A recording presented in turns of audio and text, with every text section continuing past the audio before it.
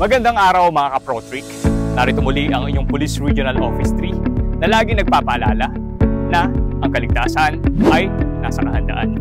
Sa panahon ng mga kalamidad tulad ng bagyo, lindol o iba pang sakuna, napakahalaga ng kahandaan.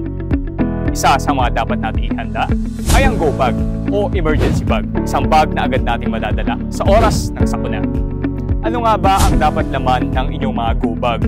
Ito ay ang mga pagkain at inuming tubig na sapat para sa ilang araw, flashlight at extra battery, mga first aid kit, ekstrang damit, hygiene kit at mga kopya ng mahalagang dokumento tulad ng ID at birth certificate.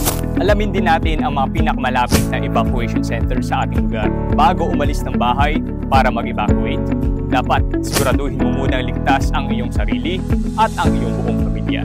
Alamin din natin ang mga flood warning system mula sa ating pag-asa para ito sa ating kaligtasan. Yellow warning, maaaring magdulot ng pagbaha. Maging alerto at bantayan ang lagay ng panahon. Orange warning, malakas ang ulan at posible ng magbaha. Maghanda para sa posibleng paglikas.